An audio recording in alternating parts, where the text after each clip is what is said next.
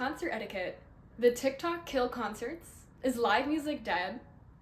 Well, I know that I'm definitely not the only person that's noticed people acting worse and worse at concerts. I definitely go to more shows than the average person, so maybe I'm just exposed to it more often. But even as an avid concert goer, I still get shocked every time someone yells references mid-song, or seeing friend groups shoving and trampling people to get the barricade, or God forbid, interrupting an artist halfway through a touching speech to play rock, paper, scissors. No. We're playing the rock show is what we're playing. But when you see articles and posts talking about people throwing shit at artists, jumping fences to rush at stages, or even just filming themselves obnoxiously with flash, you can't help but feel like no one knows how to act in public anymore. It's not like these people are living under a rock, especially with mainstream attention drawn to events like Astroworld, one of the biggest tragedies resulting from poor concert etiquette. I would assume that people would understand that by ignoring the well-being of others around them in an effort to get to the front or get the best experience, they endanger themselves and those around them. The artists themselves have noticed a downward shift of behavior too. Many major musicians, such as Bob Dylan, Jack White, Beyonce, Alicia Keys, Adele, and potentially even Sabrina Carpenter, have either talked about or fully banned phones from their concerts. They see that when their audience prioritizes filming over the concert experience, the fun of immersing themselves in the music is traded for the stress of perception on social media. Not to mention that a wall of phones also blocks other people's views and hinders their experience. But honestly, some, including myself, see a total cell phone ban as too extreme. But with all of our attention drawn to how the internet has impacted concert etiquette, I guess we should really be asking, is it that damn phone? I thought the best way to find out what's actually impacting modern concert etiquette was to go straight to the source of these debates, fellow Gen Zers. For context of who we are kind of like the concert duo. We are. We kind of I'd tear say up we the are. DMV and also New York. I've definitely been to the most of my concerts too. Me too. Yeah. That's I awesome. mean, we even met beautiful Amy Yeah, we met at a Amy at my concert at concert. Mexico. And she And that does was a second ever. night. Awesome. Yes. Very happy for them. Aww. But I mean, let's start off. What do you define as good or bad concert etiquette? I was thinking about this. I think concert etiquette kind of depends on community and honestly making the concert as enjoyable as possible, not just for you, but for like everyone around you. Right. I think if you're like crowd killing or if you're just really annoying, that's not really good concert etiquette. Right. Well, have you ever been in a scenario where you have felt like, oh, my boundaries are being pushed when it comes to concert etiquette? Have you witnessed anything gnarly? I'm going to refer to two concerts a lot for this interview. It's going to be Ken Carson and it's going to be Two Hollis. Okay. Worst concerts of my life. I got vomited on. I got sweat on so much. God, the two concerts I didn't go with you to. Yeah, you lucked out. You lucked out completely. God. I don't know. It was. I'm gonna bring them up a lot. It was just rough. It was rough. Let's go into it. Which one do you think was like your worst experience? Ken Carson was definitely my worst experience. Okay. People were falling. No one would help you. God. I got vomited on like 5 minutes in. And you're just packed in there so tightly. It's like you can't even move. Right. It's really rough, and I feel like it's bad concert etiquette because no one was trying to help anyone. Right. Like the girl who vomited on me, she tried to sneak back in there. She got taken out, thank God. But she's gonna barf another victim. There are gonna be more victims out there. Luckily, they were stopped. Right. What about Two Hollis? Two Hollis, it was just the phones. You know. Okay. I feel like and we're gonna talk about this more. Social media is making everyone on their phone the entire concert, and they honestly don't even care about the concert as much as they care about getting a good video and being as close as possible in the video to not flex on people. I feel. Well, let's circle back to what you said about Two Hollis and social media. Do you think that some of these artists with like a bigger TikTok audience or an audience that found them primarily through social media tend to have concerts where that becomes a primary focus? I completely agree. Even Steve Lacy a long time back. Yeah. Big time fan of Steve Lacy. It was summer and his tickets were coming out for sale. Right. So excited. I was in line and everything. I was willing to spend like $60. He's a little guy. But then he made, what's that song? I Wish You Knew. What song is that? Bad Habits. Bad Habits. $200 tickets. Yeah. Hell no. It's like Geese right now. Yeah. Yeah. It's and it's just like Geese $500 right now. for Geese. I'm not paying that much for Geese. I don't know about you, but not me. No. And Two Hollis especially, it's like the front, like 20 people Yeah. all on their phones the entire time, just getting every single song. Like, you can like 2 hours. I know you don't like every song now. Right. You're not really recording every single song. And I feel like, honestly, it takes away from the concert itself, because Yeah. you're not there. You're caring too much about, is my phone capturing the right thing? Then am I experiencing this how it should be? Am I Right. having a fun time? Do you think the artists like themselves have a responsibility to kind of address this? Two Hollis did tell everyone to back up. No one backed up. Okay. No one's gonna do anything. I think they can address it, and he did address it. He sent a YouTube video, or not a YouTube, Instagram like story out. He was like, okay. "Guys, stop beating women in the pits." So obviously, it was enough of a problem for that to happen. Jesus. But I don't think that did anything either. I Okay. think it's just kind of screwed. Yeah, I mean, I've seen all of these artists as well start to talk about banning phones from concerts. Like, they have Yeah. those new pouches. Yeah. I mean, as a concert goer, like, what do you think about all that? When I first started going to concerts, I recorded every song. Yeah. I was like these people, and I just wanted to have it all for like memory's sake. Right. But then you realize, wait a minute, I can just do this for like 1 or 2 songs Yeah. and fully experience every other song the way I want to. Right. So, Two Hollis, I love Cliche by Two Hollis. She hates Cliche by Two Hollis because I overplay it. But I was so excited to hear that. That was one of the only 2 songs I wanted to record.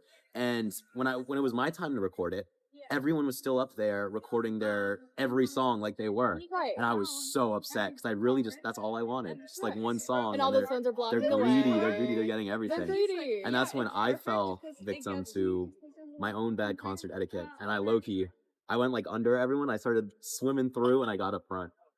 I was not putting up with anyone for that. Yeah. Wow. I mean, it just goes to show how dire the situation's gotten. Yeah, right? Like, if I want one video, I shouldn't have to like fight people for it. Right. It should. I really like the idea where concerts are kind of like just kind of revolve all the time. Like, you deserve your time up close to like be like, oh my god, he's there. But you should also enjoy your time at the back. Knocked Loose. I was about to say Knocked Loose. Knocked Loose was like only fun when we went to the back because that's when you saw all the fire exploding, Oh my god. all the lights. You got carried like 20 times. Yeah. That was awesome. Yeah. I mean, even Pierce the Veil, like when we were so up close and we could not fucking breathe. Yeah, you can't lift breathe, our you can't arms. move. We ended up going to the back of the pit and surfing and Yeah. watching. It was Yeah. such a better time. So much better. So much better. I feel like it's just a fight to get the best video Exactly. to just be annoying about it. Well, social media is truly a double-edged sword. It has amazing benefits of introducing new music to audiences that might have never discovered it otherwise. It's also a way for fans to connect with other people who share the same interests. However, it's also true that the pursuit of digital attention impacts how people act in public concert settings. A large part of poor concert etiquette comes from taking the fascination with capturing videos for sites like TikTok to the extreme, often at the detriment of the performers and the audience around them. But the internet has impacted concert etiquette in another way: parasociality. Parasocial relationships seem to be the internet's favorite buzzword right now, but its impact is really felt on the musical landscape. Now, more than ever, social media makes us feel more connected with our favorite artists. But when people start treating strangers as if they're already friends, personal boundaries are more easily crossed. I've seen this affect musicians with an especially active online fan base the most. It's a tight balancing act. A lot of these bands owe their success to blowing up on social media.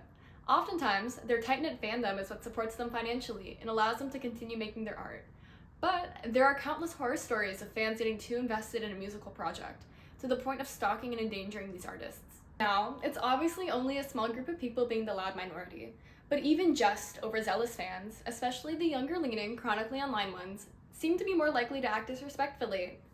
One artist that I've personally seen struggling with their fans lacking concert etiquette is the New Jersey-based, alternative genre-defined musician, Will Wood. Now, I'm admittedly a pretty big fan of the guy. I've been to 2 tapeworm shows to date. I'm not normally very active in the online circles where his fans congregate, but every time that I see that he's on tour, my feed turns into an infinite cycle of people complaining about the behaviors of other fans. Whether it's incessant heckling, filming when he's asked people not to, or at its worst, people throwing dead rats on stage mid-performance. It's gotten to the point where all of his concerts are 18 or 21 plus in order to weed out some of his misbehaving younger fans. Overbearing fans aren't just a problem live. He's had to scrub a lot of his personal information off the internet after dealing with several stalkers. As someone who's been to Will Wood's shows, I can attest to witnessing some pretty gnarly behavior. While his shows did not have by far the worst audience I've ever experienced, I still know people whose experience there has negatively impacted their attendance at future shows. I brought my friend Natalia to one of his concerts a few weeks ago, and this is what she had to say. Alright, well, obviously, let's just start off with context of who we are. Yeah. We basically met at this concert.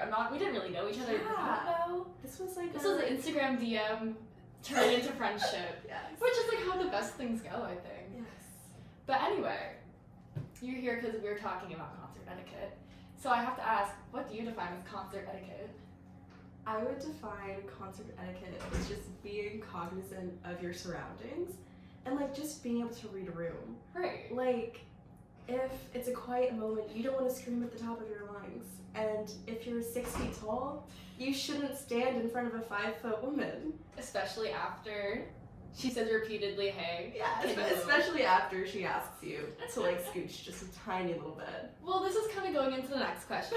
Have you felt the impact of poor concert etiquette on you and your fellow concert goers? Does sharing a space with poor behavior, even if not engaged in it, still impact your experience? Yes. You know this very well. I was at a concert with you, and there were these three, was it? I think it was 3. I think it was 3, felt like 4. Very They tall were men. tall. Very tall, like BFG type height. Yeah. And they like formed like a wall basically. I asked one of them to just like scooch over a little bit. And there was like some space in front of him, so I was like, hey, can I just like move there? Like you can see over me. And his friend was like, hey, you don't have to do that. And then I was like, dude, I just want to see the concert that I paid for. And it got to the point where I think he was like frustrated or something, so he started like elbowing me and like blowing on my face and like just trying to like move me over physically. And it just wasn't chill. No. Definitely not socially appropriate. And this was your second concert ever. Yes. So how would you help? How did that experience kind of taint your concert going perception?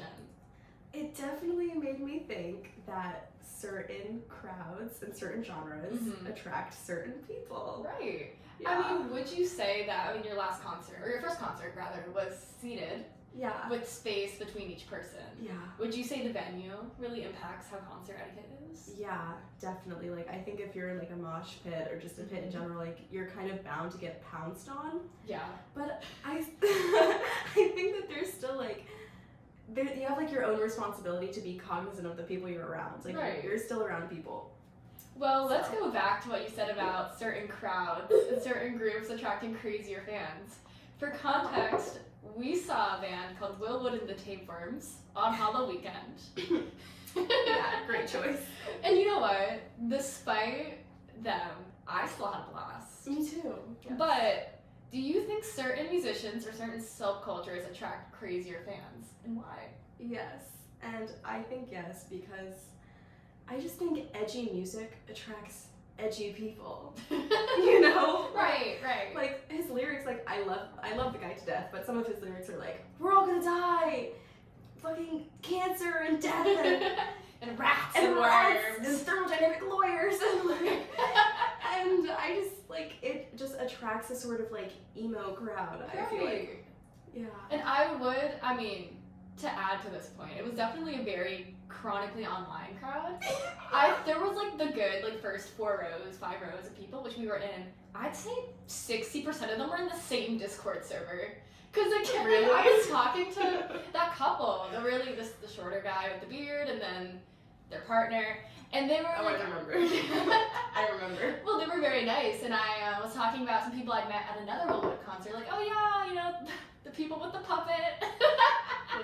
And they were like, oh my god, yeah, these are all of our friends, we're all in the same Discord server. And I'm like, so most of the front half of this audience already all knows each other from Discord. Yeah, and I think that speaks volumes. That definitely speaks certain volumes. But I mean, even during the show, like, I don't know, you haven't been to like a really crazy Will show, because sometimes it's worse. But do you think artists kind of have a responsibility to impart good behavior onto their fans? Yeah. I also think that it's kind of sad that they do. Because, like, why do we as humans have to be told, like, to not be a nuisance to the people around us. Like, I feel like this is something we should have learned when we were like children.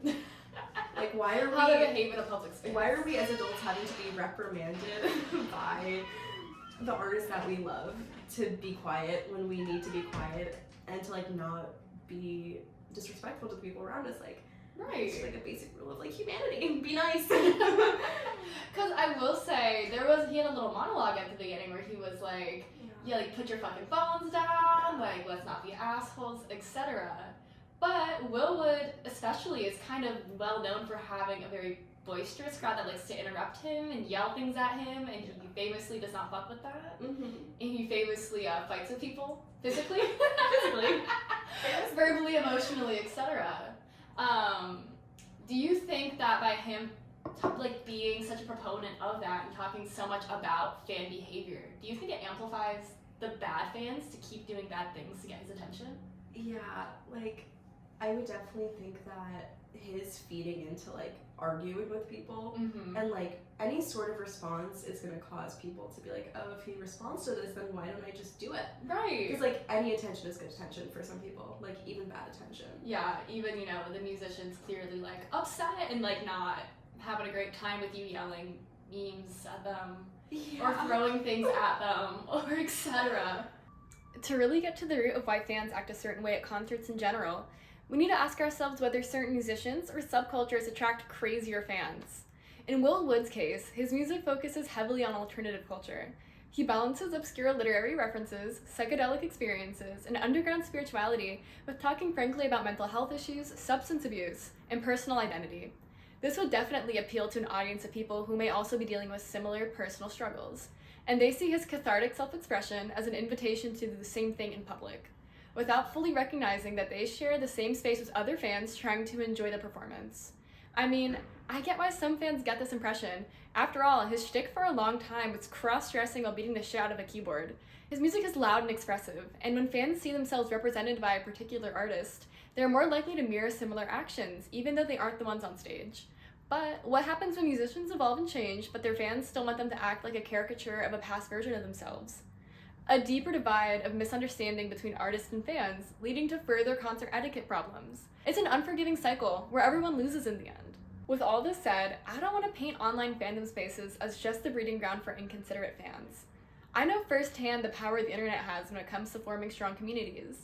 For people who don't live near a thriving music scene, or are otherwise unable to participate in it, social media fills that hole for human connection through music. Love 'em or hate 'em, platforms like Twitter and Discord have definitely changed lives for the better through connecting like-minded people.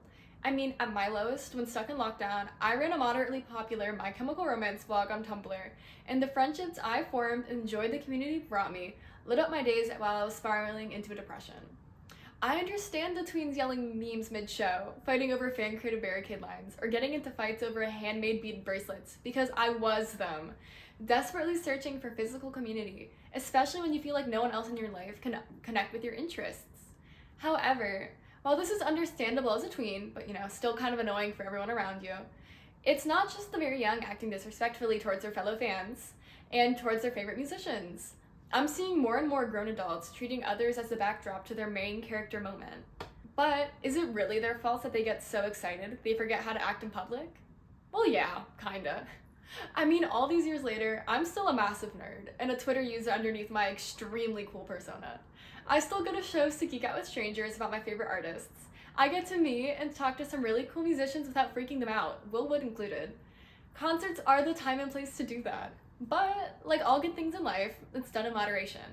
While yes, seeing a good band is an exciting time, I still don't forget that there are a ton of other people sharing the experience with me.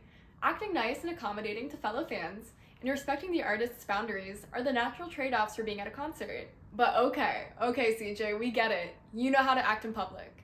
But what can we do about the people who don't seem to get the hint?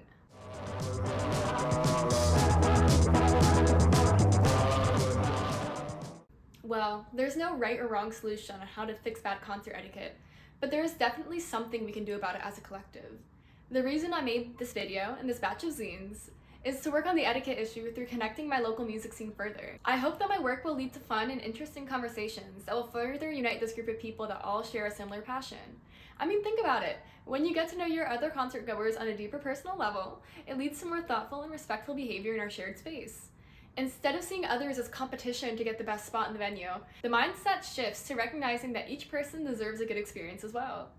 Fostering connections and friendships eventually lead to building a stronger community, one where people care about each other and want to uplift each other's experience, doing the thing we're all passionate about. And with a deeper sense of unity within a group of seasoned concert goers, we can have patience and learn to communicate warmly to newcomers who might not fully know concert etiquette yet. The community that concerts bring and the opportunity to introduce more people to the power of music is worth the etiquette issues that may come from inexperienced fans. In navigating all the intense emotional situations that a concert can bring, we're reminded that we're all human. We're messy and we're imperfect, but still deeply care about the deep and human connection that music brings us. This obviously isn't a perfect solution, but reaching out and getting to know your scene better will help lead to a more welcoming and respectful environment where we are free to express ourselves authentically.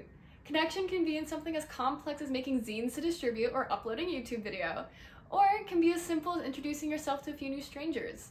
Who knows what impact that small action can make on those around you? If you've made it this far, thank you so much for watching. If you want to keep up with how this project is going, I'll be posting updates on my Instagram, which is linked below. I'll also have a digital version of my zine on there. If you're in the New York City or DC area and want to grab one for yourself, a list of where you can find my zines will also be in the description. Keep rocking, guys, and I hope to see you all at a show soon.